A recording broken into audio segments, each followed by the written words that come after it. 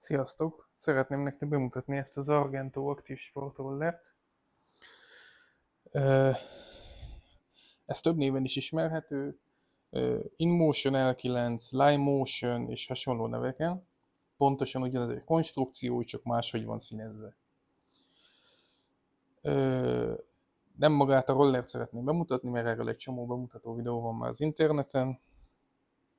Én a hibáit szeretném elmondani, mert elég sok konstrukciós hibája van, ami sajnos elég hamar előjön. Az első probléma az lenne, hogy az első és a hátsó lámpája, inkább a hátsó lámpára igaz, erőszeretettel szeret beázni. Na most az a helyzet, hogy nem úgy ázik be, hogy belekerül a víz, azt ennyi, mert a kábelei amúgy nagyon jól le vannak szigetelve ennek a rollernek, sőt az egyik legjobb szigetelésű kábelei vannak, hanem maga a lámpa szerkezete oda kerül be a víz, és konkrétan zárlatos lesz, a rollert nem teszi tönkre, de a lámpát, hátsó lámpát azt ilyenkor cserélni kell. Az első lámpa az ritkábban szokott beázni, az inkább bepárásodik.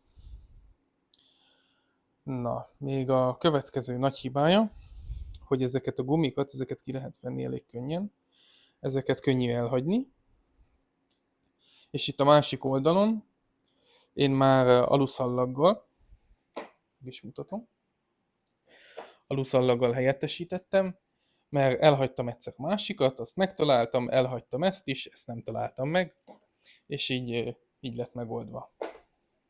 Szóval ezt vagy bele kell ragasztani, vagy nem tudom kivenni és leragasztani, mint én, vagy valami kupakot találni vele. Még a következő hibája, az a kormány. Sajnos ez a kormány, ez erőszeretettel szeret itt a tövébe eltörni. A csavarok felett, szóval hiába megy bele ilyen 5 centit legalább szerintem az is alumínium rúd, a kormányfejjel együtt, konkrétan a tövébe azzal együtt eltörik. És onnantól a kezedben marad, nem tudod irányítani, elég balesetveszélyes. Itt, ha le van hajtva a kormány, akkor itt benne van egy imbus csavar.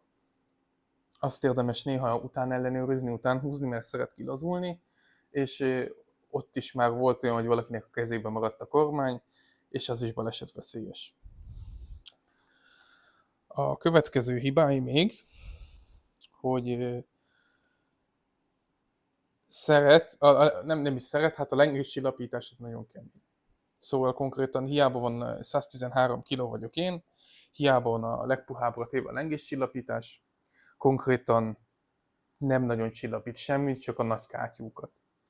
Szóval nem sok mindenre jó. Ezt sokan úgy oldják meg, hogy a benne lévő rugót azt hiszem visszábbvágják, vagy nem tudom. Van, aki ezt megpróbálja orvosolni, én egyenlőre még nem nyúltam hozzá. És a legnagyobb hibája, ami nagyon idegesítő, az pedig itt van alul, és az is a lengéscsillapításhoz köthető. Itt van a hátsó lengéscsillapítás. Szóval itt látható a gyári lengéscsillapítás. Itt van a gyári tengelye. Amint látható, eléggé meghajlott a vége. Ez a gyári anya a végén, szóval ilyen pici anya van rajta. És a másik végén, amint látható, ott már kitört. Ez így van benne gyárilag, és ez a picike anya akadályozza meg, hogy ilyen pici sapkával, hogy ez onnan kijöjjön. És ez a probléma, hogy ez a tengely elég masszív, amint látható, de sajnos ez az anya, itt is látszik, hogy ez ma mindjárt letörik, ez meg le is tört, mert az úgy van megcsinálva ez a tengely, hogy belülről menetes, és úgy van beletekerve a két végibe. És az a baj vele, hogy nagyon pici, mivel ugye ebbe megy bele, így nagyon kicsi az átmérője, kisebb az átmérője, mint magának a tengelynek, és a sapka is nagyon pici. azért az idővel elgyengül, ahogy így mozog a rollerbe egy minimálisan, szépen leszín, lelögdösi a végét, letörik, utána jobban tud mozogni, elcsúszik az egyik irányba, amint látszik, itt már nem csatlakozik végig át a tengelyen, még mindig mozog a roller, és ez szépen keményen rendesen el tud így hajlani. Így az egész tengely, mert már csak a fele fogja, és a felét rángatja, és így szépen elhajlik. És onnantól már kivenni sem olyan egyszerű. És ezt kell, az a baj, hogy ez 300 km után is megtörténik, meg 1000 km. Szóval van, aki 300 km után ezt már ki tudja nyírni. És hogyha elküldi az ember szervizbe, akkor egy ugyanilyen gyárira fogják kicserélni, ami valószínű megint 300 vagy 1000 kilométert emberre válogatja fog kibírni. Ezért érdemesebb garanciai szerviz helyett egy ilyen rendes csavart beletenni. Ez egy 8-as átmérőjű csavar. Pontosan ugyanennek a párja van nekem benne, csak így. És levágtam persze méretre. És akkor úgy egy önzáró anyát rátenni, esetleg alá még alátéteket, hogy nem magát a anyát tudja mozgassa, hanem az alátét mozogjon elsősorban. És akkor egy ilyen 8-as átmérőjű csavarral ki lehet helyettesíteni. Hiába van garancia időn belül sajnos,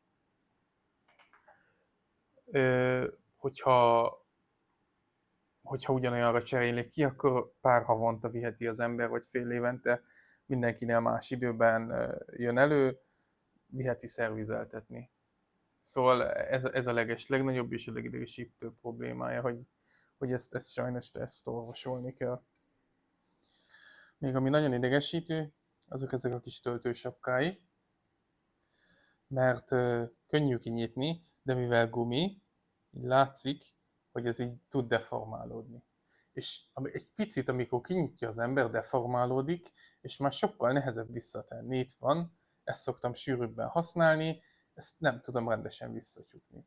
Főleg, ha az ember, ha a roller rendesen áll, akkor ezt egy szívás folyton most is alig bírom visszatenni.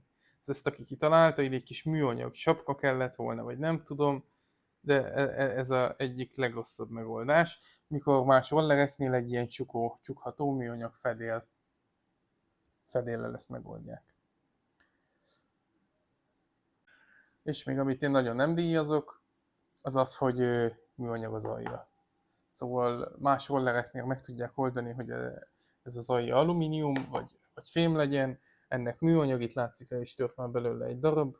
Ez azért eléggé veszít a minőségérzetéből, így a roller. Szóval, ja, sajnos erre csak műanyag jutott.